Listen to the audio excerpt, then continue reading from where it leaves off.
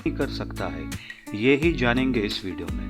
इस वीडियो में हम लोग देखेंगे आईपीओ की कुछ इंपॉर्टेंट डिटेल्स, कंपनी के बारे में जानेंगे, फंडामेंटल्स और फाइनेंशियल्स के बारे में देखेंगे। साथ ही साथ हम लोग जीएमपी यानी कि ग्रे मार्केट प्रीमियम के बारे में भी जानेंगे कि कितना ग्रे मार्केट प्रीमियम है। और at the end of the day मैं आप लोगों को बताऊंगा कि क्या इस आईपीओ में मैं अप्लाई करने वाला हूँ या नहीं करने वाला हूँ, और किन किन लोगों को यूजुअली आईपीओ में अप्लाई करना चाहिए। तो चलिए गाइस, वीडियो में आगे बढ़ने से पहले मैं आप लोगों को बता देता हूँ, मेरा नाम है प्रशांत, आप देख रहे हैं इमर्जिंग बुल्स, और इस वीडियो में हम लोग करेंगे ग्रो का आईपीओ एनालिसिस। अभी वीडियो में आगे बढ़ने से पहले एक चीज़ बता देना चाहता हूँ गाइस कि मैं कोई भी सेबी रजिस्टर्ड एनालिस्ट नहीं हूँ। ये मैं सिर्फ आपको एक एजुकेशनल पर्पस के लिए बता रहा हूँ, ये वीडियो बना रहा हूँ। कोई भी बाय या सेल रिकमेंडेशन नहीं है, तो कृपया खुद का एनालिसिस ज़रूर करना, ठीक है। तो चलिए हम लोग सबसे पहले यहाँ पर आईपीओ की डिटेल्स देख लेते हैं। तो ये आईपीओ शुरू होगा 4 तारीख से 7 तारीख तक, और 11 तारीख को रिफंड हो जाएंगे, और 11 तारीख के दिन ही जिन लोग को भी अलॉटमेंट मिली है वो लोग के अकाउंट में, डीमैट अकाउंट में शेयर्स आ जाएंगे, और 12 तारीख को आपको लिस्टिंग मार्केट पे ये लिस्ट हो जाएगा। अभी इसकी जो फेस वैल्यू है ये 2 रुपये की फेस वैल्यू है, यानी कि ऑलरेडी ये प्री स्प्लिट होके आ रहा है। और जो प्राइस बैंड है काफ़ी अच्छा एक स्वीट स्पॉट है 95 से 100 का, और जो लॉट साइज है वो 150 लॉट साइज का है, जो कि एक राउंड नंबर है, एक अच्छी बात है। बाय द वे, जब आप आईपीओ में अप्लाई करने का सोचोगे, नहीं सोचोगे, जो भी है, आप अप्लाई करने के लिए कोई ना कोई ब्रोकर तो आप यूज़ करते ही होंगे, करेक्ट। तो उसके लिए आप कौन सा ब्रोकर आप यूज़ करते हो? आप ग्रो यूज़ करते हो, जीरोदा यूज़ करते हो, एचडीएफसी सिक्योरिटीज़, कोटक सिक्योरिटीज़, कौन सा यूज़ करते हो आप वो कमेंट करके ज़रूर बता देना। और अगर आप ग्रो यूज़ करते हो तो आपका एक्सपीरियंस ग्रो के साथ कैसा रहा है वो भी आप कमेंट करके बताना, तो बाकी दूसरे व्यूअर्स को भी समझने में आसानी होगी कि as a company, as an application grow कैसे काम कर सकता है और उसका बिजनेस का फ्यूचर कैसा हो सकता है, ठीक है। अगर हम लोग टोटल इशू साइज़ की बात करेंगे तो 6,632 करोड़ का टोटल इशू साइज़ है, जिसमें से लगभग 1100 करोड़ या 1,500 करोड़ के आसपास का जो भी पैसा है वो फ्रेश इशू है, यानी कि वो कंपनी के पास जाएगा, और 5,500 करोड़ जो पैसे हैं वो जाएंगे और प्रमोटर्स की जेब में। प्रमोटर्स अपना माल बेच के जा रहे हैं, ये बात का हम लोग को यहाँ पर ध्यान रखना चाहिए। अभी इसमें से जो है ये 90% के आसपास का पैसा जो भी है प्रमोटर्स अपना माल बेच के जा रहे हैं। लगभग जो 10% 15% है, बस वो ही अपना क्या बोलते हैं नया स्टेक्स मिलेगी आप लोगों को। अभी अगर शेयर होल्डिंग कोटा की बात कर लेंगे तो सबसे पहले हम लोग देखेंगे शेयर होल्डिंग कोटा 75% मिला है क्यूआईबी को, 10% रिटेल वालों को, और एचएनआई को 15%। रिटेल कैटेगरी में आपको एक लॉट 15,000 रुपये का मिलेगा, एग्जैक्ट 15,000 रुपये का। मैक्सिमम आप 13 लॉट ले सकते हो। जैसे ही आपकी एप्लीकेशन 2 लाख के ऊपर हो जाएगी वैसे ही आप एचएनआई कैटेगरी में आ जाओगे, ठीक है। रिटेल कैटेगरी, एचएनआई कैटेगरी दोनों के लिए कोई भी आपको डॉक्यूमेंट या कोई भी आपको लॉक इन पीरियड की ज़रूरत नहीं है, ना कोई डॉक्यूमेंट एडिशनल देने की ज़रूरत है, ठीक है। अभी यहाँ पर एक और एक नेगेटिव पॉइंट मुझे यहाँ पर दिख रहा है कि ये जो प्रमोटर के पास फिलहाल अभी सिर्फ और सिर्फ 28% का माल बचा हुआ है, या 28% की होल्डिंग्स है फिलहाल, और ये अभी 5,500 करोड़ का अपना और स्टेक बेच रहे हैं, तो इसके अंदर ये लोग का और होल्डिंग कम हो जाएगा, मेरे हिसाब से 20% के आसपास आ जाएगा। यही सेम चीज़ हम लोग ने लेंसकार्ट में भी देखी थी। लेंसकार्ट के वीडियो में शायद मैंने वो डिस्कस करा था, नहीं करा था मुझे याद नहीं है, बट ये ऑब्वियसली आप देख सकते हो उस वीडियो में। अगर जिस किसी ने लेंसकार्ट वाला वीडियो नहीं देखा है तो आप वो जाके देख लेना, चैनल पर ऑलरेडी लाइव हो चुका है वीडियो, ठीक है। तो ये डेफिनेटली बहुत ही एक गलत बात है कि प्रमोटर्स खुद जिन्होंने कंपनी बनाई अभी वो लोग ही अपना कंपनी से धीरे धीरे स्टेक खत्म करते जा रहे हैं। तो यहाँ पर कहीं ना कहीं कंपनी का खुद का ही इतना कॉन्फिडेंस नहीं है खुद के ऊपर, ठीक है। तो वो थोड़ा सा एक दिक्कत की बात मुझे लगती है। अभी कंपनी के बारे में देखेंगे तो 2017 से कंपनी शुरू हुई है, यानी कि 8 साल हो गए इस कंपनी को, और ये बेंगलुरु बेस्ड फिनटेक कंपनी है, ठीक है। अभी ये ग्रो के बारे में आप सभी लोगों को पता होगा, ये आपका एक स्टॉक ब्रोकिंग प्लेटफॉर्म है। अभी स्टॉक ब्रोकिंग में भी 2 तरीके के ब्रोकर्स होते हैं, एक फुल टाइम होता है, एक पार्ट टाइम होता है। अगर आपको फुल टाइम और पार्ट टाइम ब्रोकर के बारे में नहीं पता है तो ब्रोकर करके कमेंट कर देना, मैं उसके ऊपर एक डेडिकेटेड वीडियो लेके आ जाऊंगा, ठीक है। तो मैं शॉर्ट में बता देता हूँ पार्ट टाइम ब्रोकर्स कौन कौन से होते हैं, जैसे जीरोदा हो गया, अपस्टॉक्स हो गया, ग्रो हो गया, ये सब पार्ट टाइम ब्रोकर्स है। फुल टाइम ब्रोकर कौन से हो गए, कोटक हो गया, आईसीआईसीआई हो गया, एचडीएफसी हो गया, ये सब तुम्हारे फुल टाइम ब्रोकर्स हो गए। अभी ब्रोकर्स का काम करता है कि आप लोगों को एक प्लेटफॉर्म देना जहाँ पर आप म्यूचुअल फंड में इन्वेस्ट कर सकते हो, स्टॉक्स में कर सकते हो, एफएनए ट्रेडिंग कर सकते हो, ईटीएफ कर सकते हो। अभी ये जो आईपीओ वाला जो मैं वीडियो बना रहा हूँ उसके ऊपर अगर आईपीओ में आपको अप्लाई करना है तो आईपीओ में आप अप्लाई कर सकते हो, डिजिटल गोल्ड ले सकते हो, यूएस स्टॉक्स सब ले सकते हो। तो बेसिकली ये सभी तुम लोग का एप्लीकेशन का काम होता है, ठीक है। तो ये तरीके से जो ग्रो जैसी कंपनीज है या जो स्टॉक ब्रोकर्स है वो लोग इस तरीके से बेसिकली काम करता है। अभी ये लोग का बेसिकली पैसा कहाँ से आता है, ये लोग का पैसा आता है जो तुम एएमसी जमा करते हो, ठीक है। एनुअल मेंटेनेंस चार्जेस जो रहते हैं कि तुम साल के तुम ये ऐप यूज़ कर रहे हो तो 200 रुपये, 500 रुपये, 1000 रुपये, जो भी हर एक ऐप के अलग अलग होते हैं। ग्रो का है या नहीं है, अगर आप ग्रो यूज़ हो तो आप कमेंट करके बताना। अगर आप कोई दूसरा ऐप यूज़ करते हो उसके अंदर कोई क्या कहते हैं आपको एएमसी लगता है या नहीं लगता, वो भी आप कमेंट करके ज़रूर बता देना, ठीक है। तो जैसे एएमसी एक हो गया, फिर आपको जो ट्रांजैक्शनल फ़ी लगते हैं उसके हिसाब से चार्जेस लगते हैं, न्यू अकाउंट ओपनिंग के भी काफ़ी लोगों के चार्जेस लगते हैं, तो वो सब चीज़ें भी होती है। तो उन हिसाब से कहीं ना कहीं ये लोग के कमीशन निकल जाते हैं और उस हिसाब से ये लोग के पैसे बनते हैं, ठीक है, स्टॉक ब्रोकिंग के। तो मोटा मोटी तो कंपनी का यही काम है। कॉम्पिटिटिव स्ट्रेंथ के लिए आप वीडियो को पॉज कर लेना या फिर इसका स्क्रीनशॉट लेके आप पढ़ लेना। मैं उसके ऊपर इतना ज़्यादा टाइम यहाँ पर इन्वेस्ट नहीं करूँगा, ठीक है। अभी क्या मैं इन्वेस्ट करूँगा या नहीं करूँगा ग्रो आईपीओ में, उसके लिए तो मुझे फाइनेंशियल्स देखने पड़ेंगे। तो उसके लिए मैं अगर यहाँ पर देखूँ तो पहले 2024 से 2025 के बीच में ये लोग का रेवेन्यू जो है वो 45% बढ़ा है, जो कि अच्छी बात है। लेकिन अगर प्रॉफिट आफ्टर टैक्स की बात करूं तो वो 327% बढ़ा है 2024 के मुकाबले 2025 में, जो कि काफ़ी ज़्यादा अच्छा नंबर है। इतना अच्छा नंबर शायद ही हम लोग को कभी भी मिलता है, ठीक है। तो यहाँ पर ये तो काफ़ी ज़्यादा एक सोचने वाली बात है।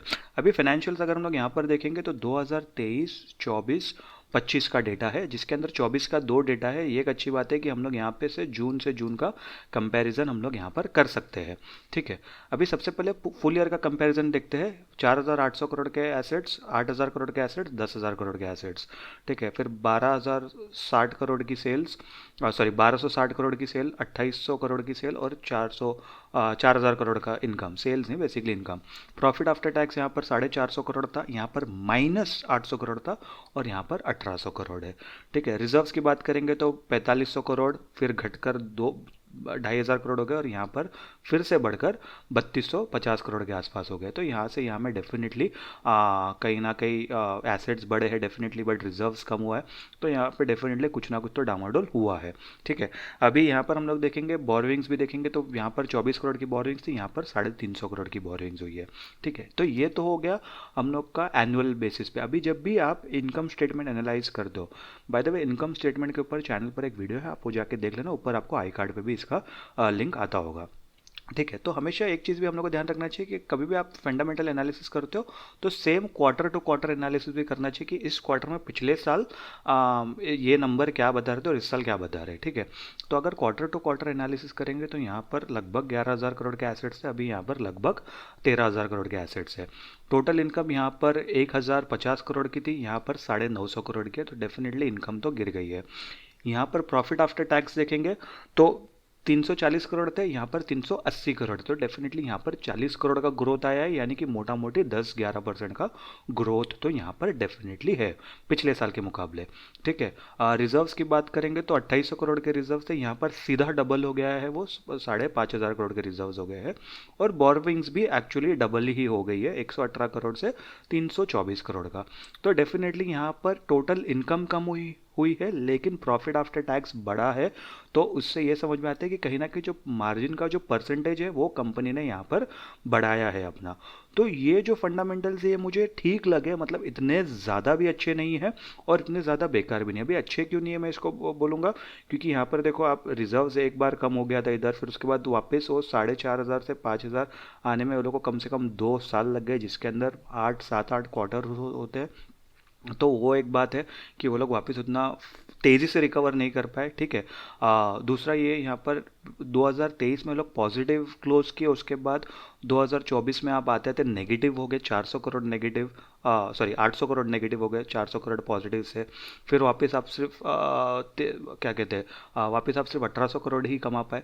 तो वो थोड़ा सा मतलब पॉजिटिव होने के बाद भी नेगेटिव होना, तो वो थोड़ा सा एक मुझे दिक्कत देता है, क्योंकि ये साल भी अगर हम लोग पॉजिटिव देखेंगे 2025, तो हो सकता है 2026 नेगेटिव हो जाए। तो वो कहीं ना कहीं थोड़ा सा बोलते हैं ना, एक डाउट तो लेके आ जाता है मन में। चलिए अब कुछ और डिटेल्स देख लेते हैं। अगर हम लोग यहाँ पर ये देखेंगे कंपनी का मार्केट कैप के हिसाब से, तो 62,000 करोड़ के आसपास की कंपनी डेफिनेटली एक लार्ज कैप कंपनी होगी।